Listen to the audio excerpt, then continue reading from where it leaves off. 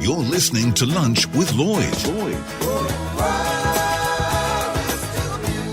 On Dubai Eye 103.8. Well, hi there, it's Mark Lloyd from Lunch with Lloyd. So glad you could make it along for this podcast as we had a fantastic conversation this year and also International Memoir Day. We spoke to a lady, an Emirati lady, who's written her very own memoir. She told us all about it. Do enjoy it and don't forget I'll be back live with you weekdays 11 through 2 only on Dubai Eye 103.8. You're listening to Lunch with Lloyd. On Dubai Eye 103.8. Welcome back to the show, and if there's ever a day, as I said, to write your memoir, today is the day, as it's International Memoir Day. Now, joining us next is Mona AlHebsi. She's a multi-award-winning Emirati hotelier, thought leader, coach and author.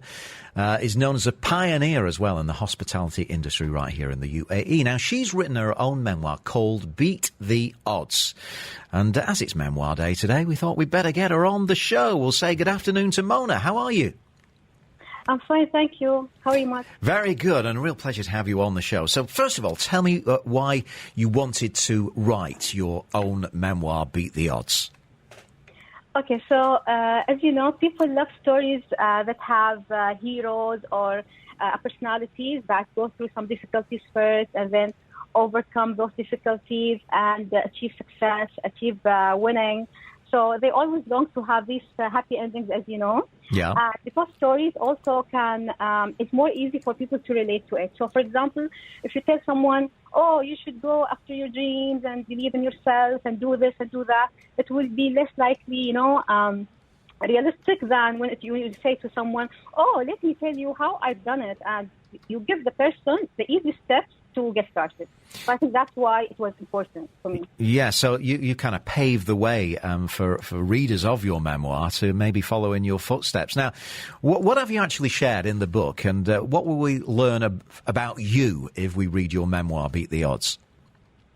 Yeah, so the book, Beat the Odds, has my career story and how I have started in a field. I'm talking about back in 2005, where I started considering a career path, which was very unfavorable at that time. And I was one of the pioneers. I'm talking about the hospitality industry, making a career path in the hotel industry. So that was something very interesting and not very popular at that point.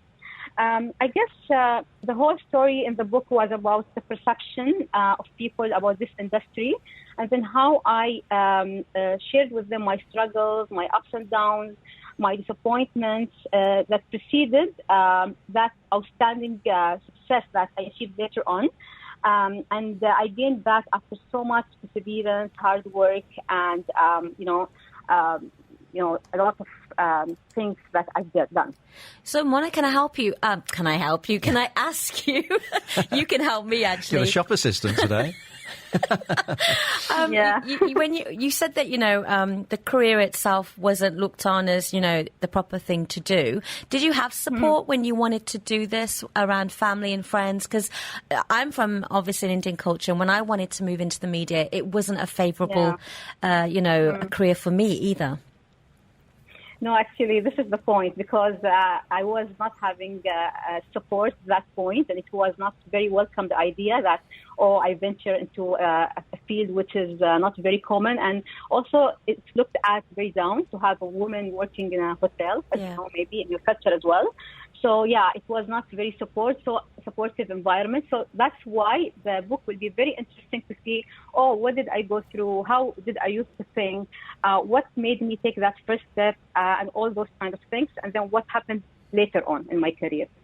Perfect title, Beat the Odds, for sure. Now, I know your first role was probably at the most prestigious hotel in Dubai. That's the Burj Al Arab. What was your experience like working there? Well, that's, whenever I remember this experience, I remember my first time when I've gone for a job interview, and it was very astonishing to walk down, inside with Burj Al Arab. Yeah. But I can remember that very first experience. So when I reached the welcome gate, there was a security guard who looked at me and he said, yes, how can I help you? So I said, I came for my job interview. And he looked at me very surprisingly. He said, you will work here? I said, yes, why not? I came for an interview. He said, no, you are local. You don't need a job. You stay at home. Keep the job for us. Really? It was, wow, how mean, and the very first experience, I said, oh my God. So I just smiled at him and went for the interview, and eventually, alhamdulillah, I got the job. I managed to get the job, and, from there it was all history. So where did you work in the hotel? What kind of department were you in? So I started in the training department. I was actually first of all doing all the admin work of the training department of the hotel. But then I got promoted. I started training the staff on the 7-star service and all. And from there, my career really picked up, and it was really amazing. So you must have some juicy, unique, interesting stories working in the hotel industry. Can you share any with us? Yes, sure. I have so many. As you know, in a hotel, there is no 2 days are the same. So I can share one of the stories that I consider really interesting for people to hear. So when I used to work in the hotel in HR department, obviously part of my work used to be to interview people, to do localization and bring the local talent, which was not very, as I told you, popular. So I remember sitting with these kind of girls, like my culture, the Emirati girls, and talking to them about the hotel, showing them around and telling them how exciting the working environment is here. So they were very, very interested to join, but then they told me, we are really interested to join, but I don't think my parents will allow us. I said, why? What's wrong? See, I'm working here. She said, well, I don't want to wear a skirt and work in the reception or serve at school. So I said, what? No, do you see me doing this? So then, most of the girls, they used to come and have these kind of concerns because the perception was so different. And a lot of other girls used to come with their parents, with their fathers or brothers, and they used to sit in the interview, actually, and listen to our kind of talk. Okay. So it was very interesting, actually. So are a lot of these stories in your book, Beat the Odds, these humorous stories? Sure. I shared a lot of experiences in the book. Now, have you got any tips for people who want to chase their dreams but don't know where to start? Well, see, I think all of us, when we start, we have first to deal with the internal devil. So it's our own mentality, our own fears, our own perceptions, or what we think people will say. So first of all, we need to deal with that, and we need to listen to our internal voice, to our intuition, basically. And I have a full unit in my book talking about how you can trust your intuition and follow it. Yeah, that gut feeling means everything, doesn't it? Exactly. So I was saying in the book that no one would know you better than your gut feeling, your own self. So you need to listen to that and trust that.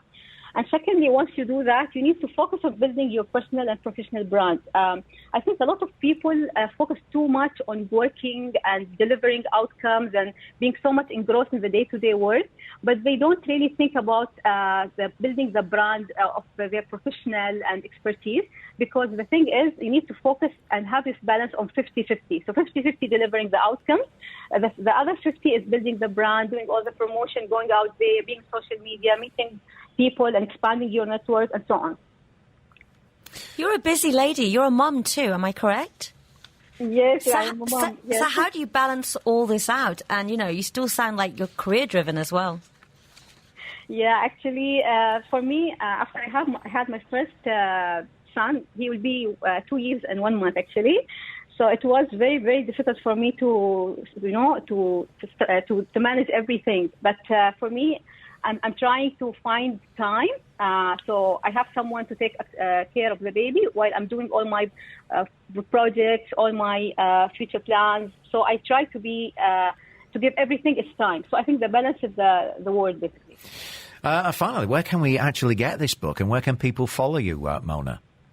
Yeah, so basically I'm on all social media channels. LinkedIn is Instagram, Facebook, and Twitter. So you can just type Mona AlHebsi and they can go to my account. Also, the book is available in major stores like in Kinokuniya, Dubai Mall, and it's online in Amazon and different places. So they can always search it and buy it if they're interested. And are you going to be reading a memoir today? Well, Or are you going to write a brand new one with some more hotel secrets? well, I will have other memoirs about my parenthood experience, because that I found it very interesting. So I think another one will come very soon. Amazing. Mona, absolutely brilliant talking to you, and all the best for your future career as well. That's Mona AlHebsi, and International Memoir Day. So go and grab yourself a memoir. Mine might be about 10 pages, and that's it. Oh, I'm not so sure about it. I think yours would be, like a full feature film. Be several volumes worth, wouldn't there?